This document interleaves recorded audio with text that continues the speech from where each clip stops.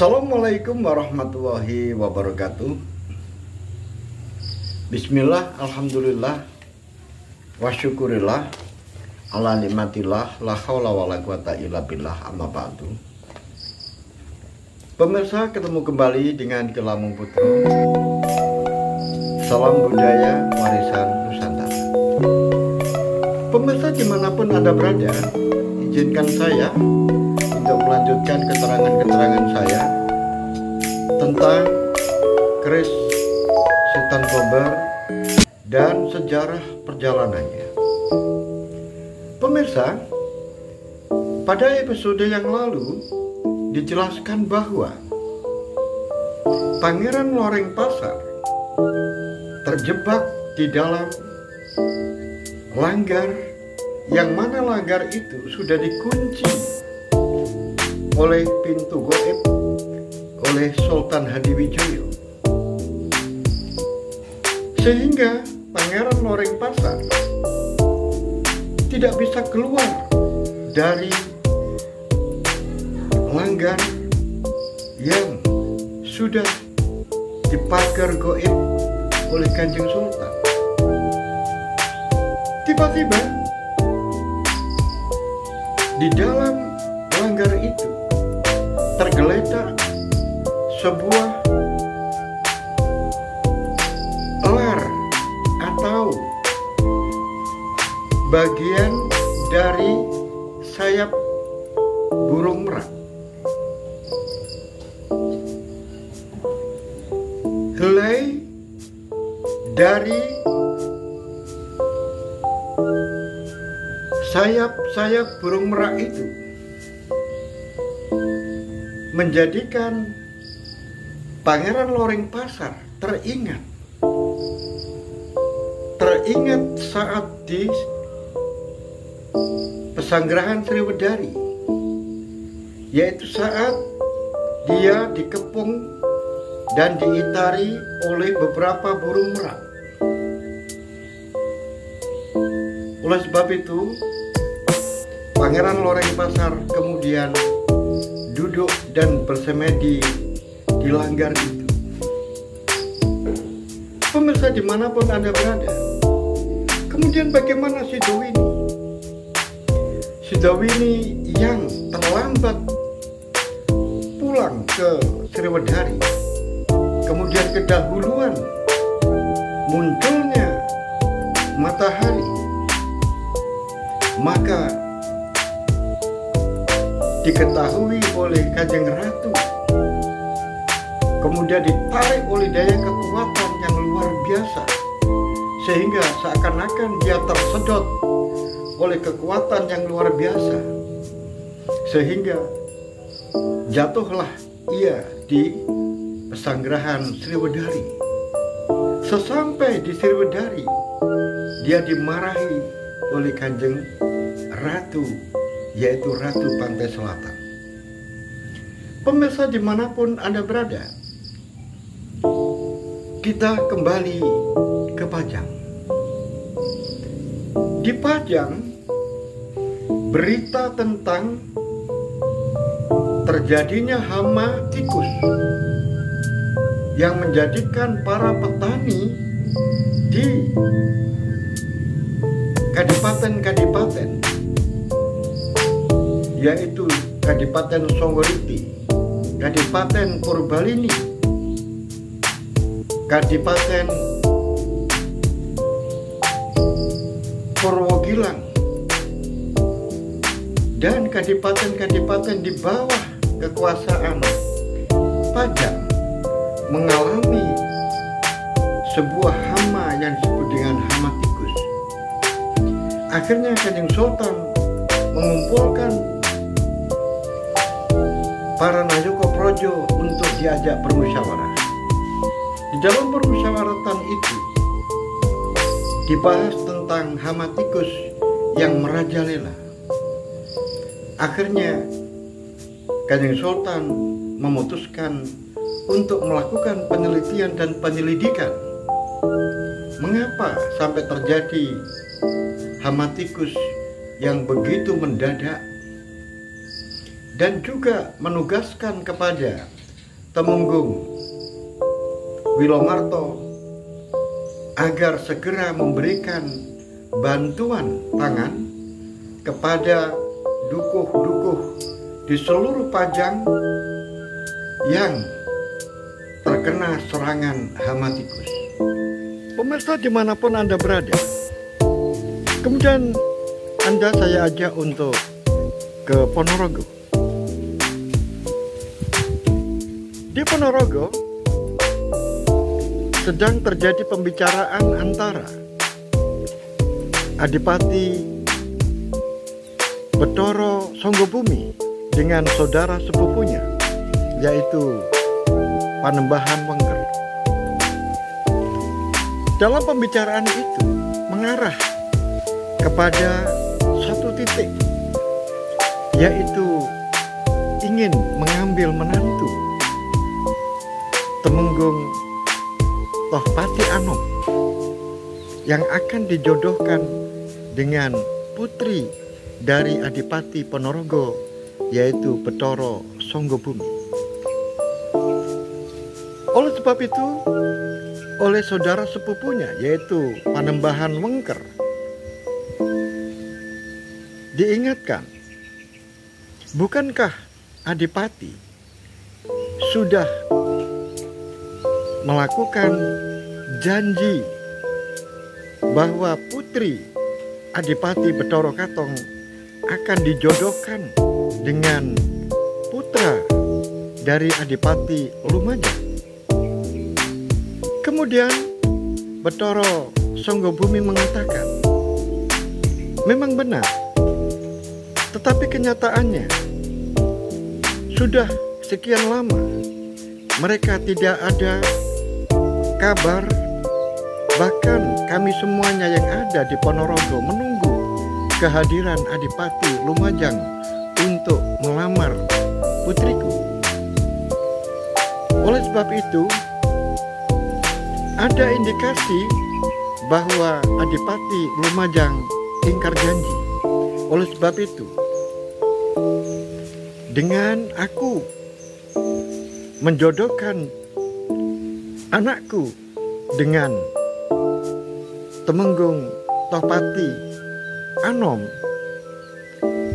juga beralasan karena ternyata Adipati Lumajang ditunggu-tunggu tidak datang, sehingga saya menerima lamaran orang lain.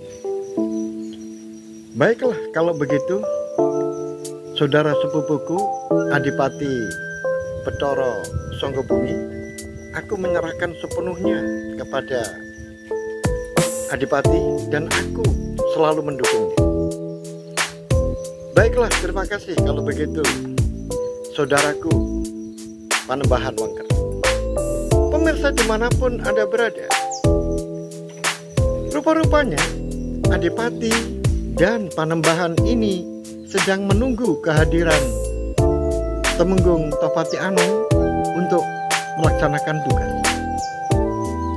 Orang yang ditunggu ternyata sudah datang. Kemudian dengan begitu anggunnya menyapa Adipati Bathara Sanggabumi dan Panembahan Wengker, karena Panji Sumirang atau Temenggung Tohpati Anom itu sudah menganggap bahwa Adipati Ponorogo dan Panembahan Wengker adalah keluarganya.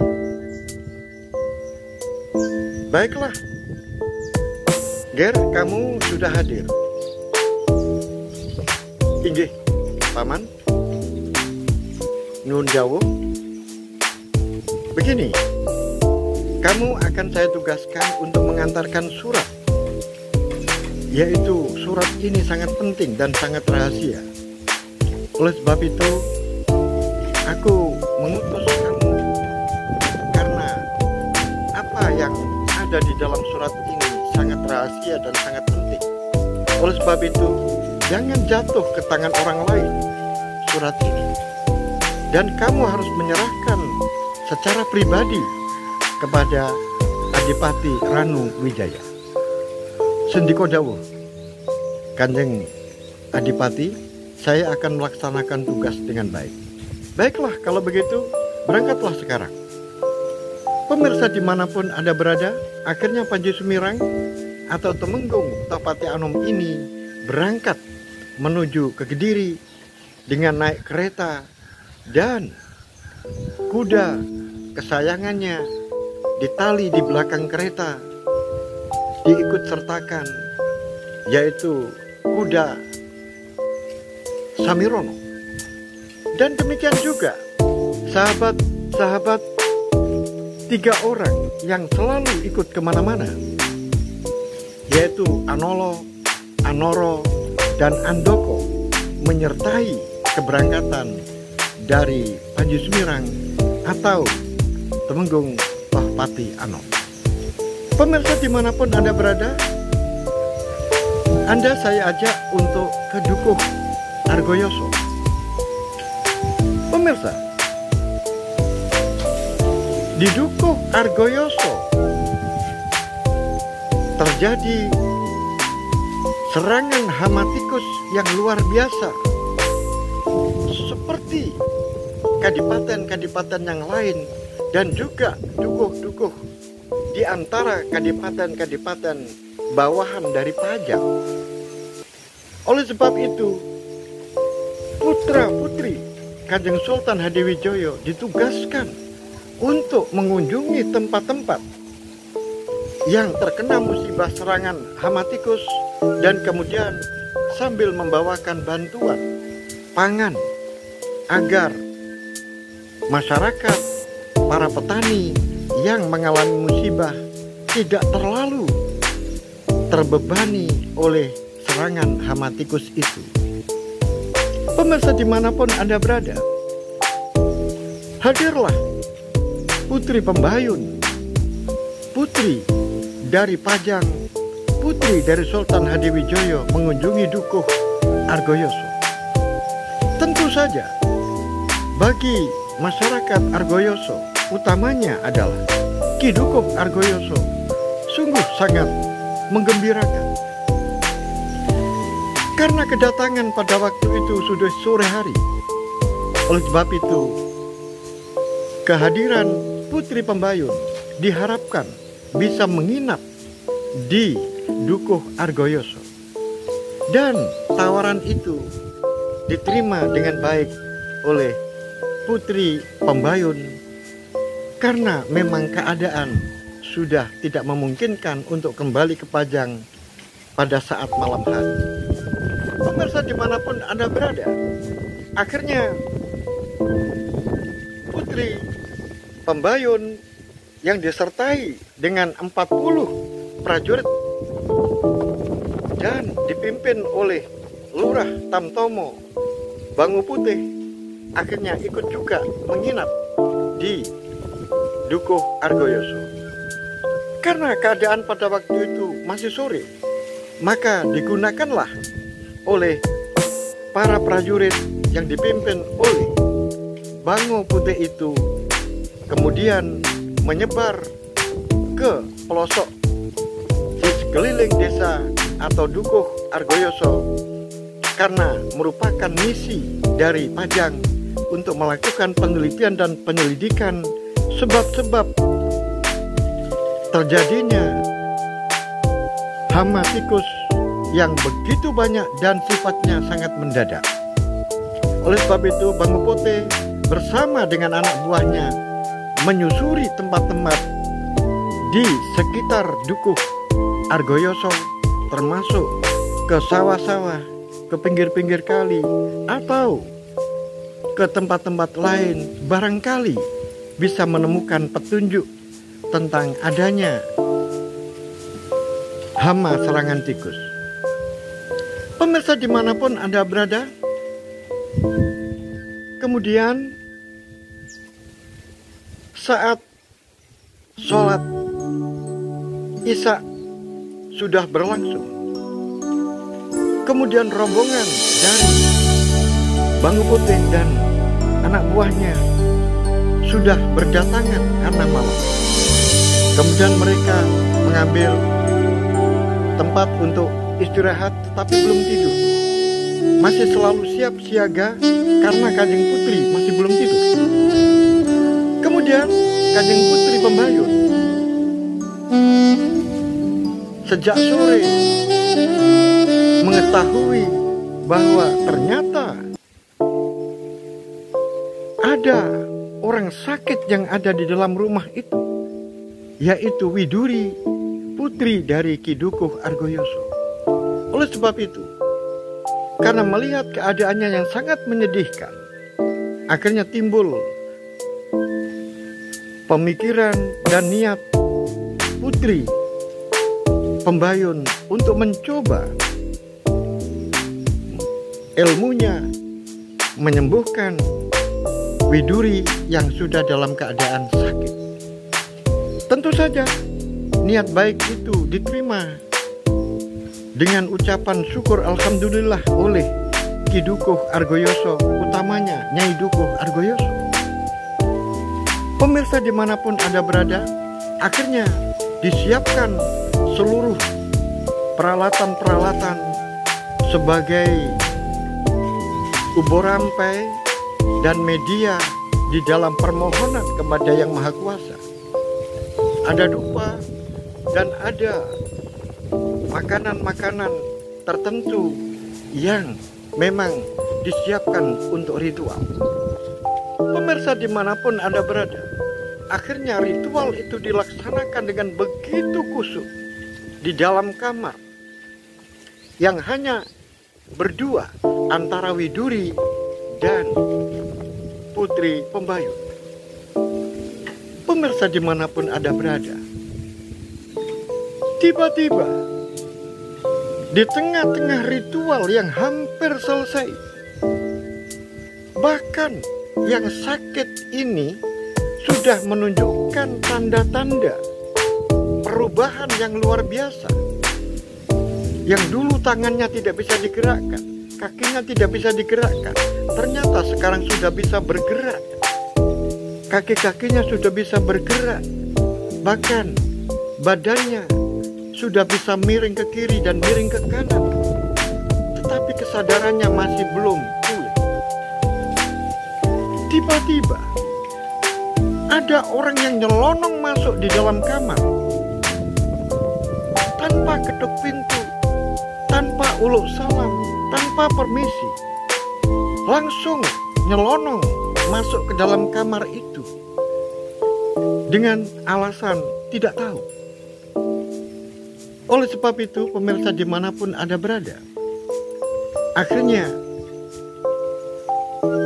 gagallah usaha dari Putri Pembayun untuk mengobati Widuri yang hampir saja bisa tertolong. Pemirsa dimanapun Anda berada, akhirnya dengan sangat menyesal, Putri Pembayun kemudian mencari Ki Dukuh, dan kemudian bertemulah Ki Dukuh dengan Putri Pembayun di balai rumah bagian depan. Kemudian diajaklah berbicara. Kemudian juga diundanglah Bangu Putih sebagai lurah Tamtama,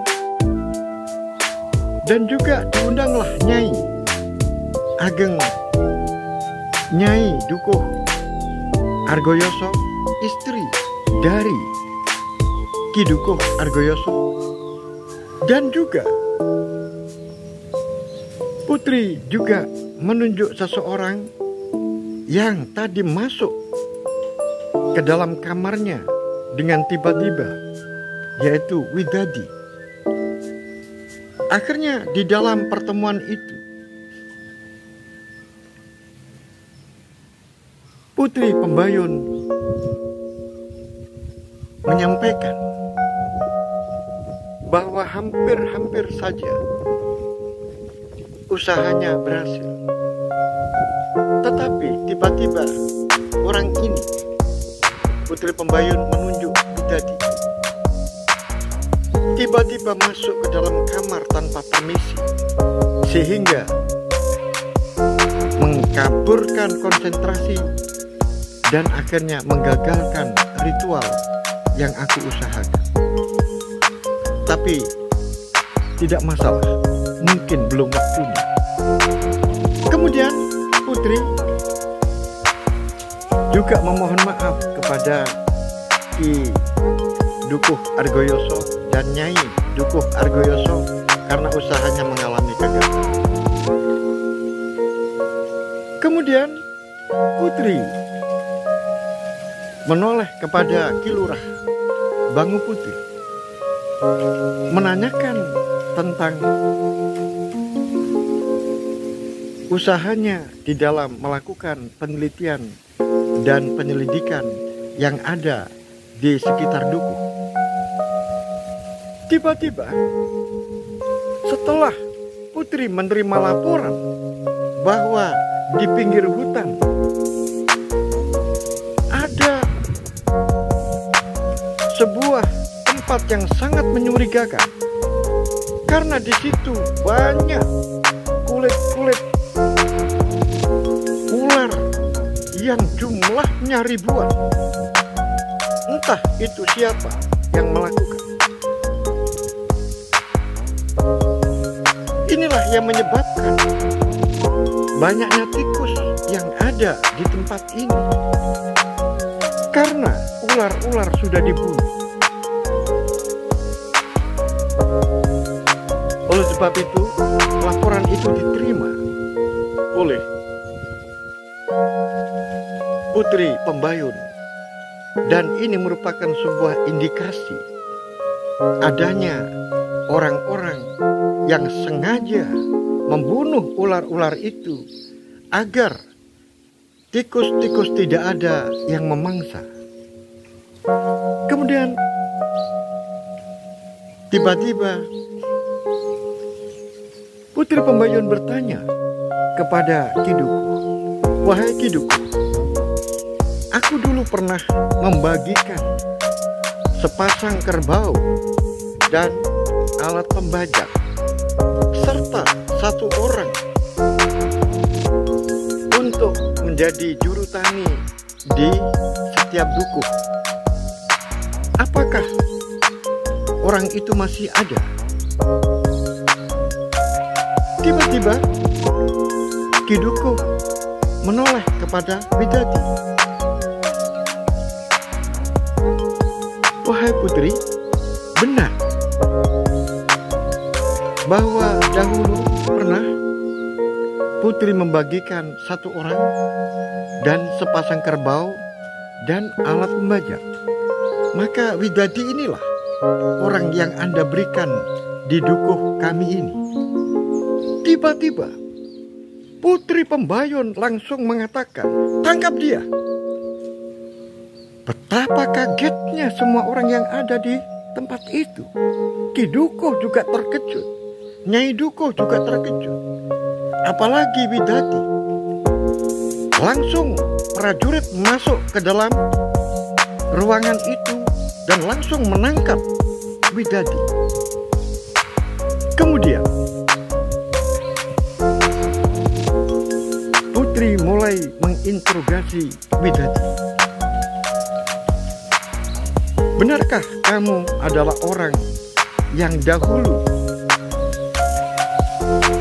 rombongan orang-orang dari Kediri yang diberikan ke tempat saya dan kemudian saya membagikan ke dukuh-dukuh sebagai orang yang membantu di dalam melakukan pembajakan sawah dan membantu teknis di dalam mengerjakan sawah-sawah di dukuh yang aku berikan?"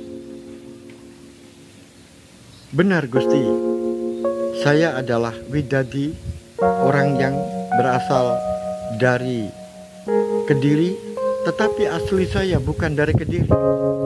Saya dari Lumajang." Putri lebih kaget lagi. dari Lumajang. Kemudian Putri bertanya lagi pada Widadi, wahai Widadi, kalau kamu akan berkata secara terus terang, maka kamu akan saya ampuni. Tetapi kalau kamu berbelit-belit, kamu akan menerima hukuman berat. Mengapa kamu orang Lumajang? Kemudian bergabung di Kediri, kemudian Adipati Ranuwijaya membagikan orang-orang itu ke saya, dan saya membagikan ke duku-duku. Kemudian apa yang menjadi pesan Ranuwijaya saat kamu ditempatkan, diberikan kepada saya untuk membajak sawah? Kemudian Widadi ini mengatakan, mohon maaf Gusti, Putri, memang saya orang kecil, saya butuh pekerjaan, sehingga saat itu saya dikirim ke Kediri oleh Adipati Lumajang. Kemudian Adipati Kediri membawa kami yang banyaknya 500 orang itu. Kemudian kami disalurkan ke duku-duku, termasuk saya ada di sini. Kemudian saya mempunyai tugas. Tugasnya adalah untuk membunuh burung elang dan membunuh ular-ular dengan harapan agar dengan tidak adanya burung elang dan tidak adanya ular, maka tikus-tikus akan semakin banyak, dan dengan tikus semakin banyak, maka akan mengalami gagal panen karena padi-padi akan dibadok oleh tikus semua. Oh, begitu. Baiklah kalau begitu. Pemirsa dimanapun Anda berada, akhirnya pertemuan itu diakhiri, tetapi Nyai Ageng berkata,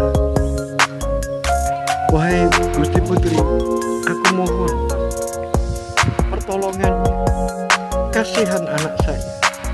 Anak saya harus disembuhkan karena sudah cukup lama tidur di atas tempat tidur. Oleh sebab itu, bawalah anak saya itu ke Pajang agar bisa disembuhkan oleh Kanjeng Sunan Kalijogo. Betapa terkejutnya yang namanya Putri Pembayun setelah mendengar kata-kata itu. Apalagi kata-kata itu dibarengi dengan isak tangis dari Nyai Dukuh Argoyoso. Akhirnya dengan berat hati Putri Pembayun menyanggupi untuk besok membawa serta Widuri naik kereta bersama dirinya menuju ke Pajang agar bisa bertemu dengan Kanjeng Sunan Kalijogo. Pemirsa dimanapun Anda berada, bagaimanakah kelanjutan dari cerita ini? Bisakah Widuri disembuhkan setelah sampai di Pajang? Kemudian bagaimanakah perjalanan Sutowijoyo atau Pangeran Loreng Pasar yang terjebak di dalam tempat yaitu langgar yang sudah dikunci gaib, dipagar gaib oleh Sultan Hadiwijoyo? Oleh sebab itu, ikutilah terus cerita ini sampai akhir. Sampai di sini akhirul kalam. Billahi taufiq wal hidayah, waridho wal inayah. Assalamualaikum warahmatullahi wabarakatuh. Salam budaya warisan Nusantara.